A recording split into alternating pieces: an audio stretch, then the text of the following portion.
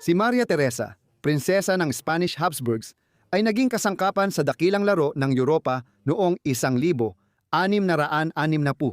Ang kanyang pag-aasawa sa hari ng Pransya ay nagtapos sa mahigit 150 taon ng digmaan. Sa pagdating sa Paris, agad isinantabi ang mahiyain na reyna. Iniwang mag-isa sa mga palasyo, nagdadalamhati sa pagtataksil. Kwento niya ito. Si Maria Teresa ng Espanya ay ipinanganak noong ika-10 ng Setyembre, 1638 sa palasyo ng Escorial sa labas ng Madrid. Siya ay anak ni Felipe ika-4 hari ng Espanya mula 1621 at namuno sa pinakamalaking kolonyal na imperyo noon, mula Mexico hanggang Chile at Argentina. Ang kanyang ina ay si Elizabeth ng Pransya, anak ni Haring Henry IV at kapatid ni Haring Louis XIII. Nang ipinanganak si Maria Teresa, marami na silang kapatid ngunit karamihan ay namatay noong sanggol pa.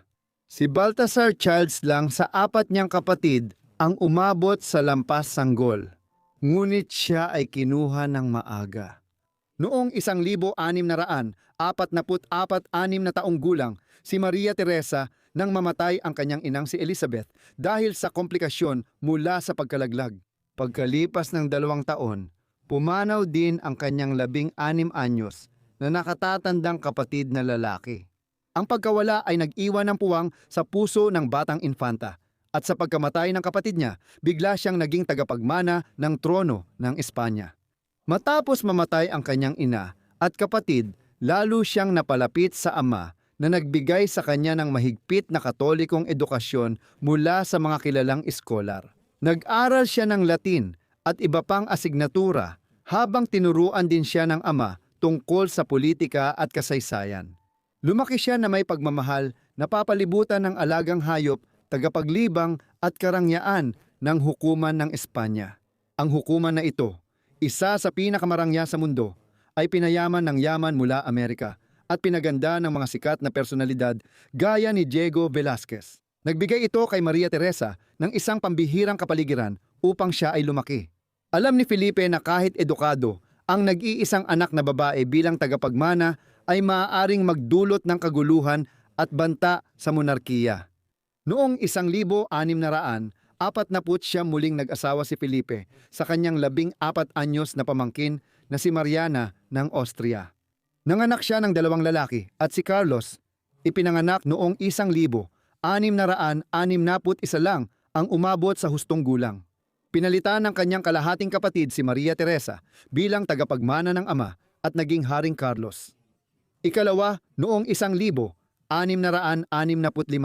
naranasan niya ang lahat ng karangyaan. Upang maunawaan kung paano magaganap ang buhay ni Infanta Maria Teresa, dapat nating intindihin ang masamang relasyon ng Espanya at Pransya. Sa ika-15 siglo, nagsimulang magkaisa ang Pransya at Espanya bilang mga kaharian. Dati, nahati sa mga kaharian tulad ng Castilla, Leon at Aragon ang Espanya. Habang lumalabas ang Pransya mula sa feudalismo at digmaang 100 taon, nagkaisa sila at naging pinakamakapangyarihang kaharian sa kanlurang Europa. Noong 1474, sinalakay ng Pransya ang tangway ng Italia na hawak ng Espanya sa timog. Ito ang nagdulot ng matinding tunggalian sa dalawang kapangyarihan na tumagal ng higit 150 taon. Nagtagal ng 65 taon ang digmaan ng Espanya at Pransya sa Italia at nagtapos noong 1559 nagwagi ang Espanya at namuno sa Sardinia, Sicilia, Napoles at Milan. Di nagtagal nahati ang Pransya dahil sa digmaang panrelihiyon kung saan sinuportahan ng Espanya ang Catholic League at nagpadala ng sundalo noong 1580 dekada at 1590 dekada. Pagbalik ng kapayapaan noong 1578, nagkaroon ng maikling paghinto bago muling nagbanggaan ang dalawang kapangyarihan. Sa pagkakataong ito ay magkalaban sa 30 taong digmaan na sumiklab noong 1618. Lumawak ang tunggalian nila hanggang hilagang Italia tungkol sa Dukado ng Mantua at mga teritoryo ng Espanya. Habang sinuportahan ng Pransya ang mga pag-aalsa sa Portugal at Catalonia noong 1640 dekada sa maraming paraan, Ang tunggalian ng Pransya at Espanya ang humubog sa internasyonal na politika ng kanlurang Europa mula 1470 hanggang 1650 hanggang sa kasal ni Maria Teresa kay Luis XIV.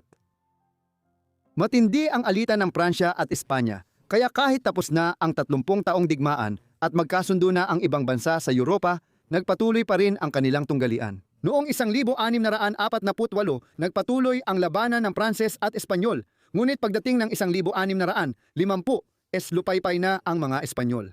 Nawala ang kontrol nila sa Portugal, na nakuha noong late 1500, at ngayon naging malaya uli ang bansa. Halos hindi na nila napigilan ang pag-aalsa sa Catalonia. Noong Nobyembre 7, 1650 pumayag sila sa kasunduan ng Pyrenees kasama ang Pransya, na nilagdaan sa hangganan ng bundok ng dalawang bansa. Batay sa tratado, isusuko ng Espanya ang ilang teritoryo sa Spanish Netherlands sa Pranses. Nagkaroon din ng kasunduang pag-aasawa para pagtibayin ang kapayapaan. Batay sa kasunduan, pumayag si Philip IV na ipakasal ang anak niyang si Maria Teresa kay Haring Luis XIV ng Pransya. Layunin ng kasunduang pag-aasawa na tapusin ang 165 taong digmaan ng Pranses at Kastila para sa mas matagal na kapayapaan. Kailangan ng Espanya ang kasunduang ito dahil ubos na ang kanilang pondo. Humina sila bilang kapangyarihan dahil sa sunod-sunod at magastos na digmaan noong 16 at 17 siglo. Kahit napagkasunduan ang kasunduan sa Pyrenees noong Nobyembre 1650. Formal lang itong nilagdaan at nagkita ang dalawang monarko noong Hunyo 7, 1660. Sinamahan ni Maria Teresa ang ama at grupo ng Maharlika at ministro ng Espanya sa Pyrenees para lagdaan ang kasunduan. Doon, sa isla ng mga Pugo, isang maliit na isla sa ilog ng Bidassoa sa hangganan. Doon, nakilala niya ang magiging asawa na noon pa lang ay gustong mamuno bilang absolutistang monarko. Tinatanggihan ang parlamento at itinuturing ang sarili bilang hinirang ng Diyos sa Pransya. Nang unang makita ni Luis ang kanyang magiging asawa, napansin niya ang maliit, medyo matabang, maputi at blonde na babae, tugma sa kagandahan noon. Hindi tulad ng maraming Habsburg, hindi niya namana ang matitinding tampok sa mukha na dulot ng henerasyon ng pag-aasawa ng magkamag-anak, salamat na rin sa kanyang ina. Hindi maganda ang kanyang ngipin dahil mahilig siya sa matatamis at mainit na tsokolate. Nakakatuwang isipin na ang dalawa, parehong 21 anyos, ay halos magkaedad. Si Luis ay isinilang noong Setyembre 5, 1635 araw bago si Maria Teresa. Noong nagkakilala sila, 17 taon ng hari ng Pransya si Luis, matapos niyang manahin ang trono noong 1643 na hindi pa siya 5 taong gulang. Pagkatapos magkita sa isla ng mga Pugo, tumawid ng hangganan ang magkasintahan.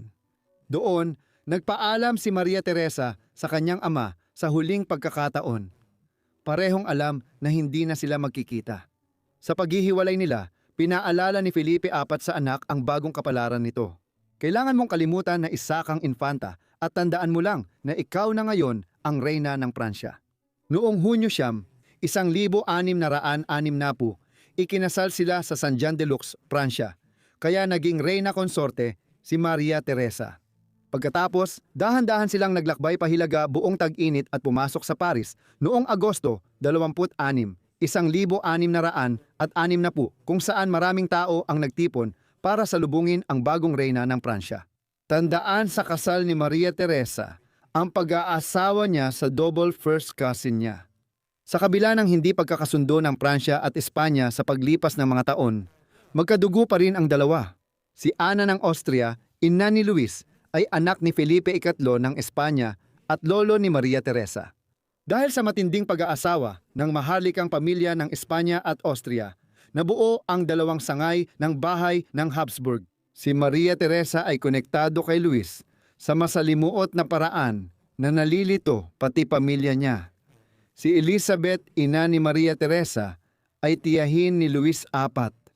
Pareho silang bunga ng kasal sa maharlikang pamilya sa Europa at lalong paiigtingin ng ugnayang ito ang ganoong gawain. Sa kabutihang palad, nakaligtas ang kanilang mga anak sa matinding epekto ng pag-aasawa na sumalot sa ibang Habsburg ng Espanya at Austria. pero maaari pa rin silang naapektuhan sa ibang paraan. Nabuntis si Maria Teresa ilang buwan matapos silang ikasal ni Luis. Noong Nobyembre 1, 1661, 17 buwan matapos ikasal, nanganak siya ng unang anak nilang si Luis na ipinangalan sa ama.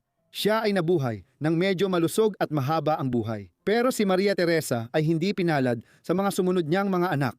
Ipinanganak sina Ana Elisabeta at Maria Ana noong Nobyembre 1662 at Nobyembre 1664. Sa isang malungkot na pagkakataon, pareho silang namatay makalipas ang 6 na linggo noong huling bahagi ng Disyembre 1662 at huling bahagi ng Disyembre 1664. Ang ikatlong anak na si Maria Teresa, tulad ng ina niya, ay nabuhay hanggang 5 taon. Ngunit siya rin ay kinuha noong Marso 1672 mula sa pinaniniwalaang tuberculosis. Sina Felipe Carlos at Luis Francisco na ipinanganak noong 1668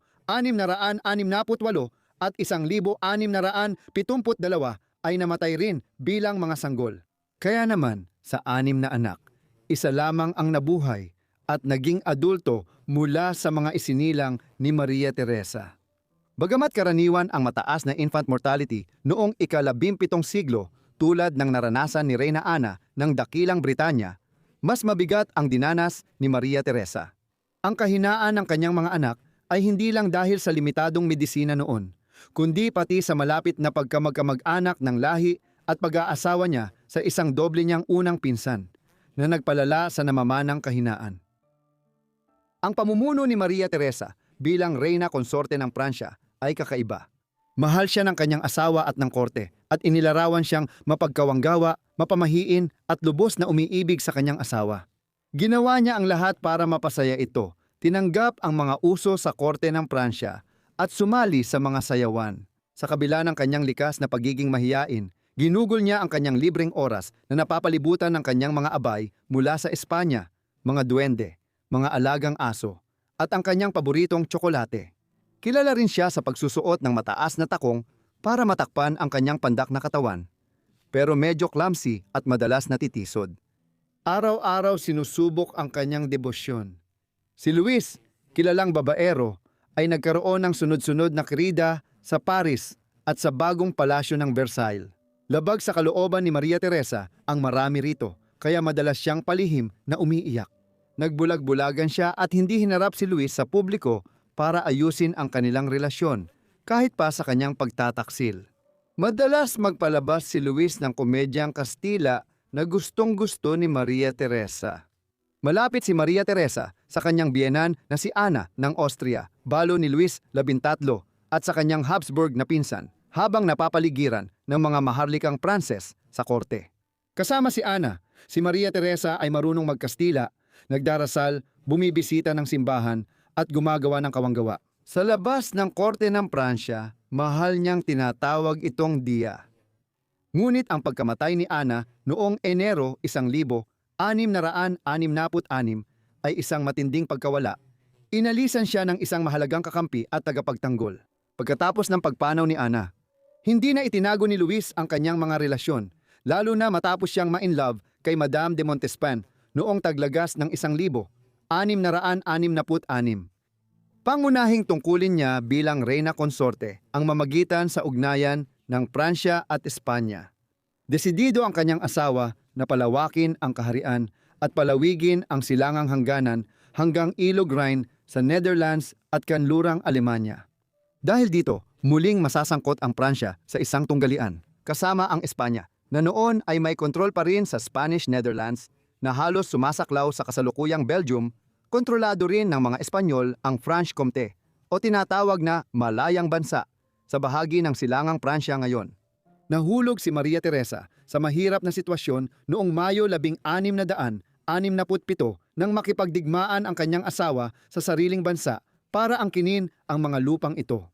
Ang digmaan ng devolution ay isang maikling labanan kung saan sinakop ng Pranses ang Spanish Netherlands. Pagsapit ng Mayo 1668, naayos ang kasunduan ng kapayapaan kung saan ibinigay ng Espanya ang malaking bahagi ng Spanish Netherlands sa Pransya.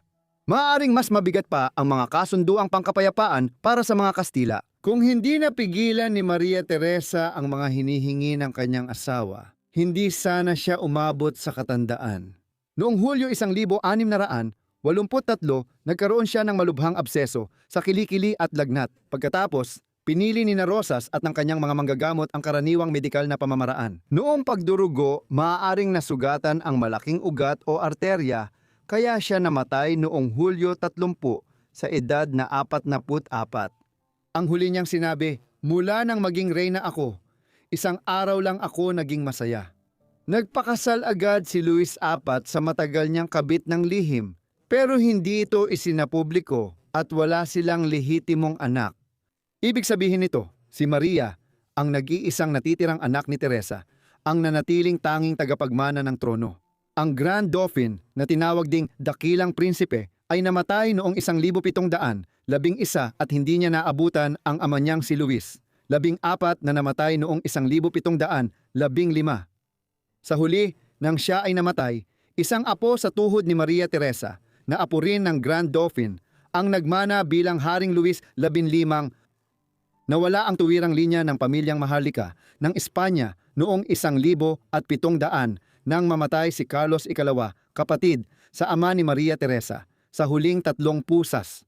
Dahil sa mga komplikasyon sa kalusugan mula sa matinding inbreeding, namatay siya at si Felipe ng Anjou, anak ng Grand Dauphin at apo ni Maria Teresa, ang naging Haring Felipe Pintan ng Espanya. Dahil dito, ang kasal ni Maria Teresa kay Luis XIV noong 1660 ay tumulong sa pagpapatibay ng kapayapaan sa Pransya at Espanya. Matapos ang 40 taon, isang miyembro ng pamilyang Maharlika ng Pransya ang naging hari ng Espanya. Salamat sa panunood ng video tungkol kay Maria Teresa ng Espanya. Sana naging interesante ito sa inyo. Ipaalam ninyo sa akin ang inyong mga opinyon tungkol sa buhay sa ibaba sa mga komento. At kung may mga suhestyon kayo, sabihin din ninyo sa ibaba sa mga komento.